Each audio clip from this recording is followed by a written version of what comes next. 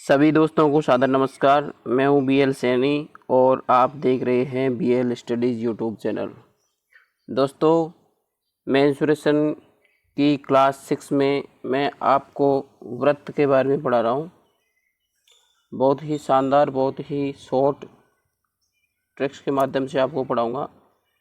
दोस्तों, यदि आपने हमारे चैनल को सब्सक्राइब नहीं किया है अभी तक, तो आप सब्सक्राइब कर लीजिए और बेल आइकन को प्रेस कर दीजिए, जिससे भी जो भी वीडियो हम डालेंगे उसका नोटिफिकेशन आपको मिल जाएगा।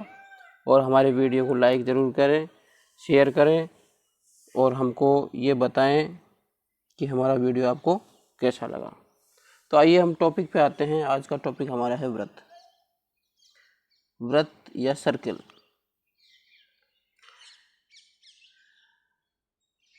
व्रत होता क्या है? किसी बिंदु के सभी समदूरस्थ बिंदुओं को मिलाने वाली रेखा जो होती है, वो आकृति जो होती है, वो क्या होती है? व्रत होती है। ये सब की जगह अपन लिख लेंगे समदूरस्थ बिंदुओं को मिलाने वाली रेखा से जो आकृति बनती है उसको क्या कहते हैं? अपन व्रत कहते हैं। उसको क्या कहते हैं? व्रत कहते हैं। त्रिज्या क्या होती है? ये जो कोई बिंदु था वो बिंदु मान लेते हैं अपन इसमें, और इसमें समदूरस्थ बिंदुओं को जो मिलाने वाली रेखा थी उससे जो आकृति बनी, ये गोल आकृति बनती है इस तरीके से। तो ये बिंदु बीच में था, इससे समदूरस्थ यानी समान दूरी पे, तो इसको क्या कहेंगे? अपन व्रत कहेंगे। और यहाँ से बिंदु से, अंदर बिंदु से और यहाँ तक की इसकी दूरी जो है, ये क्या हो जाएगी? त्रिज्या हो जाएगी। और त्रिज्या को अपन R से व्यक्त करते हैं। किससे व्यक्त करते हैं? R से व्यक्त करते हैं। ये त्रिज्या होती है। जीवा क्या होती है?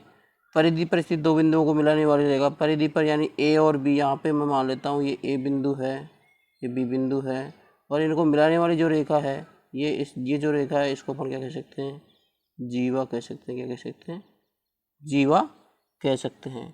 तो ये थोड़ा सा नॉलेज हो गई। आगे अपन देखते हैं कि जो वृत्त व्यास क्या होता है इसका, यानी अधिकतम लंबाई की जीवा जो कि वृत्त के केंद्र से गुजरती है।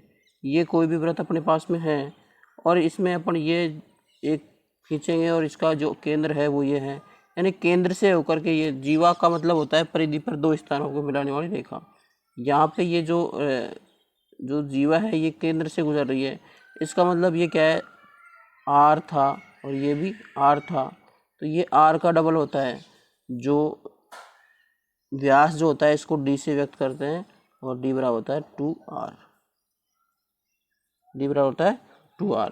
तो इसको अपन ये कह सकते हैं कि व्यास जो होता है अधिकतम लंबाई की जीवा होती है जो कि वृत्त के केंद्र से गुजरती है। परिधि या परिमाप क्या होता है? सभी आकृति में इसको परिमाप बोलते हैं, लेकिन ये क्या है? गोल होता है, इसलिए इसको परिधि बोलते हैं। परिधि जो होती है, यानी यहाँ से कोई बिंदु था, यहाँ से अपन ने यहाँ से चाप खींचा और ये चाप जो है चारों तरफ खींच करके अपन उसी बिंदु पर आ गए। यहाँ से चाप खींच करके पूरी बिंदु पर आ गए। यानी जो परिमाप जो होता है, ये एक तरीके से इस बिंदु से अपन ने चाप भरा, बीच के ये जो बिंदु है O से, यहाँ से अपन ने चाप भरा और ये पूरा चाप खींच करके पूरा खींच दिया। तो इसी को, ये पूरे चाप की जो लंबाई होगी, यानी कहने का मतलब पूरी जो सीमा रेखा की जो कुल लंबाई होगी, वो क्या होती है? परिधि या परिमाप होती है। और परिधि को देखो अपन कैसे देखेंगे। अभी मैंने चाप का नाम लिया, तो परिधि क्या है? एक चाप है। जैसे मैं लिख देता हूँ चाप,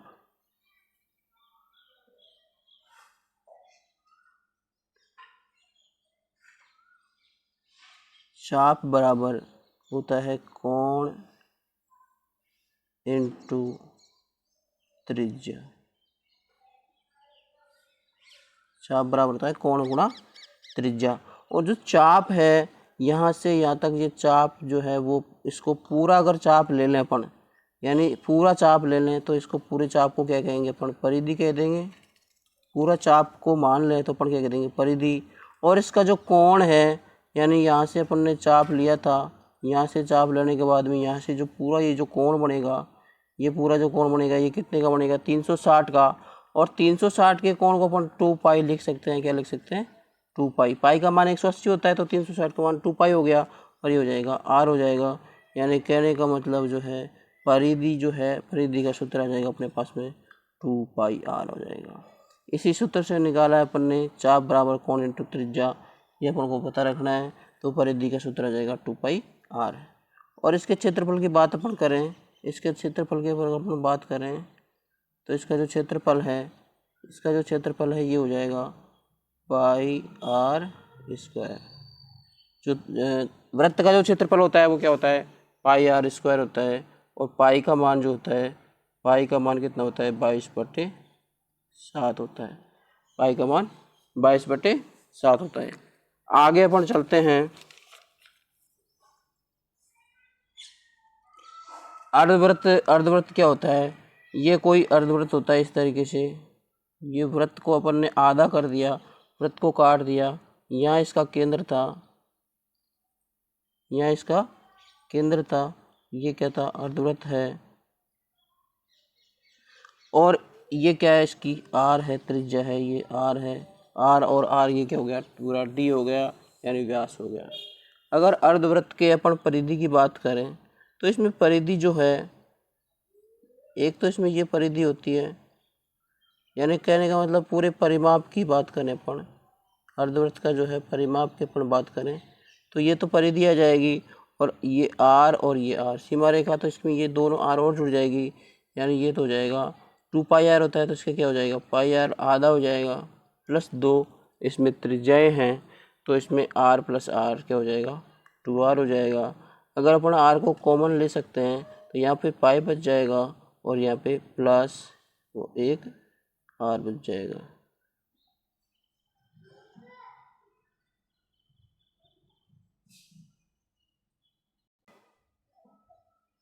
नहीं, अपन इसको जो है यहाँ तक ही रख सकते हैं।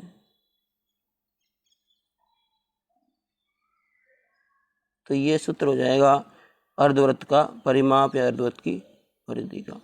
इसके अपन क्षेत्रफल की बात करें तो जो वृत्त का क्षेत्रफल होता है वो क्या होता है, πr² होता है। तो इसका क्षेत्रफल क्या हो जाएगा, 1/2 हो जाएगा, क्योंकि इसका क्षेत्रफल इसका आधा हो जाएगा। तो 1/2 πr² हो जाएगा, आधा हो जाएगा। आगे अपन इनके क्वेश्चन देख लेते हैं। क्वेश्चन है, किसी वृत्त की परिधि 44 सेमी हो तो उसका क्षेत्रफल कितना होगा। परिधि की बात चल रही है और परिधि का सूत्र अपने पास में क्या है, 2πr, और इसका मान कितना दे दिया, 44 दे दिया। तो इसका क्षेत्रफल क्या होगा, यानी 2π, 2 पाई का मान होता है 22/7 इंटू r बराबर 44। 22 × 44 कट जाएगा तो r बराबर क्या आ जाएगा, 7 आ जाएगा। इसके क्षेत्रफल की बात करें तो इसका क्षेत्रफल क्या होता है, πr² होता है, जो हो जाएगा 22/7 इंटू 7 × 7। 7 से 7 कट जाएगा और ये हो जाएगा 22 × 7, 154 सेमी² आ जाएगा। 154 सेमी² इसका आंसर आ जाएगा। इसका क्षेत्रफल आ जाएगा 154 सेमी²। आगे अपन देखते हैं क्वेश्चन नंबर 2, किसी वृत्त की क्यारी की त्रिज्या दोगुनी कर दी जाए तो इसका क्षेत्रफल कितना गुना हो जाएगा। यानी इसको दुगुनी कर दी जाए तो इसका जो क्षेत्रफल है वो कितने गुना हो जाएगा। जो क्षेत्रफल की बात चल रही है यहाँ पे, तो क्षेत्रफल जो होता है, वृत्त का क्षेत्रफल क्या होता है, वृत्त का जो एरिया होता है वो होता है πr² होता है। ये πr² होता है, यानी दुगुना कर रहे हैं, त्रिज्या को दुगुना कर रहे हैं। किसको कर रहे हैं, त्रिज्या को दुगुना कर रहे हैं। तो पाई से तो कोई फर्क नहीं पड़ने वाला, फर्क किससे पड़ेगा, केवल r से पड़ेगा। और अपन को ये देखना है r किस रूप में है, r² के रूप में है, यानी r जो है 2 बार गुणा हो रहा है। r क्या हो रहा है, 2 बार गुणा हो रहा है। तो ये कितना कर रहे हैं अपन, इसको कर रहे हैं अपन दुगुना कर रहे हैं। यानी एक त्रिज्या थी, इसको अपन ने कर दिया 2, फिर एक थी तो इसको कर दिया अपन ने 2। तो ये त्रिज्या तो 1 × 1, इसको गुणा करेंगे अपन तो ये तो हो जाएगी 1 रह जाएगी और ये हो जाएगी 4। यानी त्रिज्या अपने पास में पहले 1 थी, अब कितनी हो गई, 4 हो गई। तो इसका क्षेत्रफल क्या हो जाएगा, 4 गुना हो जाएगा। क्या हो जाएगा, 4 गुना हो जाएगा। 4 गुना इसका आंसर आ जाएगा। इसका क्षेत्रफल जो है पहले की तुलना में कितना हो जाएगा, 4 गुना हो जाएगा। आगे अपन तीसरा क्वेश्चन देखते हैं।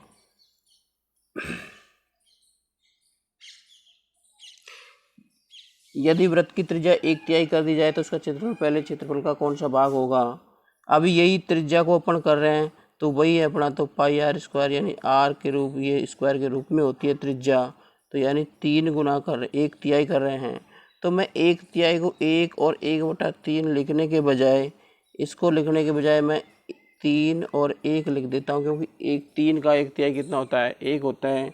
तो 3 से कितना कर दिया, 1 कर दिया, और फिर 3 से कितना कर दिया, 1 कर दिया, क्योंकि स्क्वायर में है तो 2 बार करनी पड़ेगी। तो ये कितनी है, 9, और 9 से कितनी हो गई, 1। अब ये है कितना भाग हो जाएगा, तो 9 से 1 है तो कितना भाग रहा, 1/9। कितना भाग हो जाएगा, 1/9 भाग हो जाएगा। तो आंसर इसका क्या जाएगा, 1/9 आ जाएगा आंसर। क्वेश्चन नंबर 4 अपन देखते हैं। एक अर्धवृत्त का व्यास 14 सेमी है, तो अर्धवृत्त का क्षेत्रफल और परिमाप ज्ञात कीजिए। यहाँ पे अर्धवृत्त का जो व्यास है, व्यास जो है वो कितना है, 14 है, तो आर बराबर क्या हो जाएगा, 7 सेमी हो जाएगा, क्योंकि व्यास जो है त्रिज्या का क्या होता है, दुगना होता है। तो अर्धवृत्त का क्षेत्रफल ज्ञात करना है अपन को, तो इसका क्षेत्रफल जो होता है 1/2, एरिया जो होता है इसका 1/2 पाई आर स्क्वायर होता है।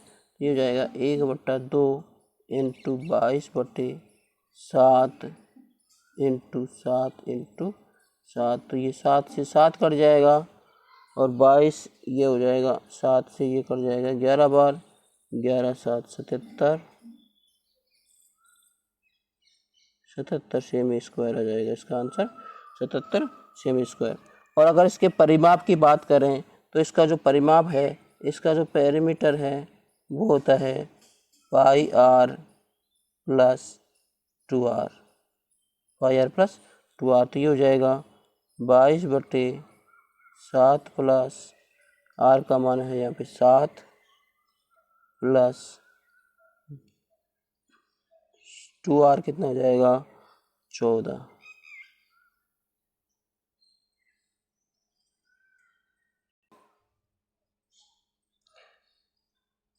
ये जो गुणा में रहेगा तो ये 7 से 7 कट जाएगा, और 22 प्लस 14, और ये कितना आ जाएगा, 36 आ जाएगा आंसर, 36 आ जाएगा। आगे अपन देखते हैं वर्ग में बने बड़े से बड़े वृत्त का क्षेत्रफल। मान लीजिए किसी वर्ग के अंदर बड़े से बड़ा वृत्त बना दिया जाता है। यहाँ पे ये वर्ग दिया गया है अपन को ABCD एक वर्ग दिया गया है, और इसके अंदर बड़े से बड़ा वृत्त बना रहे हैं, तो इसका क्षेत्रफल क्या होगा। देखिए ये जो वृत्त की जो वर्ग की जो भुजा होती है वो क्या होती है, A मान लेते हैं अपन, क्या होती है, A होती है। अगर वर्ग की भुजा A है तो इसकी जो वृत्त की जो त्रिज्या है वो कितनी हो जाएगी, एक क्या हो जाएगी वृत्त की त्रिज्या, ये हो जाएगी A/2 हो जाएगी, A/2 यानी आधी हो जाएगी, आधी आगे की रह जाएगी, ये A/2, ये आधी आगे की रह जाएगी, A/2, ये आधी आगे रह जाएगी, यानी इसकी त्रिज्या क्या रह जाएगी, A/2 रह जाएगी। तो इसका क्षेत्रफल जो अपन ज्ञात करेंगे, इसका क्षेत्रफल अपन ज्ञात करेंगे, एरिया जब बराबर हो जाएगा पाई आर स्क्वायर, तो आर क्या जाएगा, A/2 का स्क्वायर आ जाएगा, और ये इसका एरिया हो जाएगा। इसके परिमाप की बात करें अपन तो 2 पाई आर होता है इसका पेरीमीटर जो है, इसका पेरीमीटर जो है 2 पाई आर होता है, तो 2 पाई और आर की जगह हो जाएगा A/2 हो जाएगा, इसका पेरीमीटर हो जाएगा। आगे अपन चलते हैं। एक वर्ग की भुजा 28 सेमी है, इसमें बने बड़े से बड़े वृत्त का क्षेत्रफल क्या होगा। वर्ग की भुजा जो है, यहाँ पे अपन को कोई भी वर्ग दिया है, यहाँ पे कोई भी वर्ग दिया है, और वर्ग के अंदर जो है, वर्ग के अंदर एक इस तरीके से एक वृत्त अपन को दिया हुआ है, और इसकी वृत्त दिया हुआ है, तो बड़े से बड़े वृत्त का क्षेत्रफल जो है, इसके क्षेत्रफल की बात करें तो इसका यह भुजा जो कितनी है 28 है, इसकी भुजा 28 है, तो इसकी जो त्रिज्या है वो कितनी हो जाएगी, 14 हो जाएगी। त्रिज्या कितनी हो जाएगी, 14 हो जाएगी। तो इसका क्षेत्रफल जो है, एरिया जो है इसका वो जाएगा पाई आर स्क्वायर यानी 22/7 इंटू 14 हो जाएगा। 7 से ये कट जाएगा 2 बार,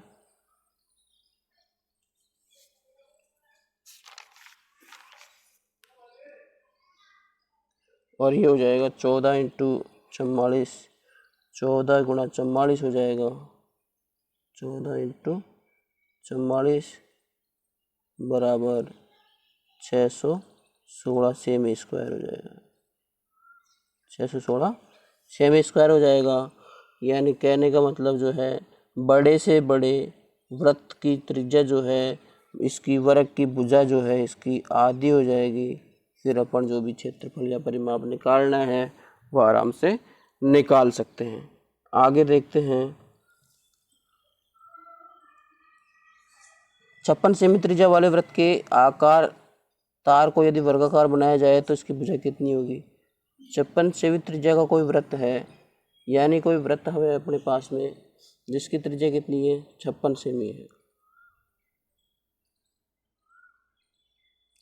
देखो, इसी वृत्तार को अपन वर्ग बना रहे हैं, तो यानी इसका जो परिमाप है, इसका जो वृत्त का परिमाप है यानी परिधि है, उसी को काम ले रहे हैं इसकी परिमाप बनाने में। तो इसकी परिधि निकालेंगे अपन 2πr बराबर, यह हो जाएगा अपने पास में 2 इंटू 22/7 इंटू 56, 7 8 56, 8 बार कट जाएगा, और ये हो जाएगा 44 इंटू 8 बराबर 352 हो जाएगा।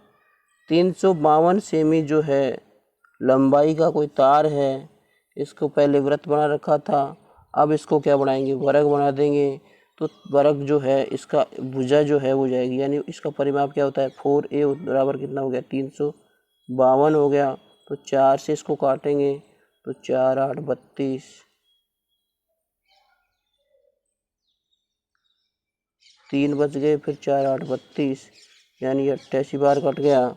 तो a का मान कितना आ गया, 88 आ गया। a का मतलब क्या है, वर्ग की भुजा है। तो ये क्या आ गई, वर्ग की भुजा जो है वो कितनी आ गई,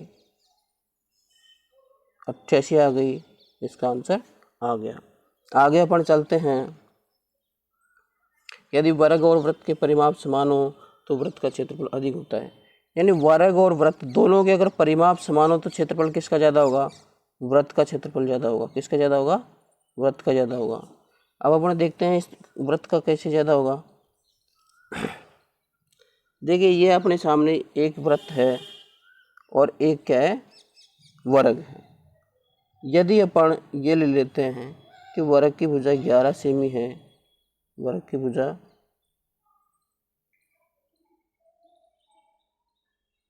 की भुजा जो है अपने पास में 11 सेमी है, तो ये भी 11 है, ये भी 11 है और ये भी 11 है। तो इसका जो परिमाप है, इसका जो पेरीमीटर है वो कितना हो जाएगा, 4a। तो 11 11 11 11 कितना हो जाएगा, 11 चौका, क्षेत्रफल की बात हो रही है। इसका परिमाप तो कितना हो जाएगा, 44 हो जाएगा। क्षेत्र परिमाप तो कितना हो जाएगा, 44 हो जाएगा।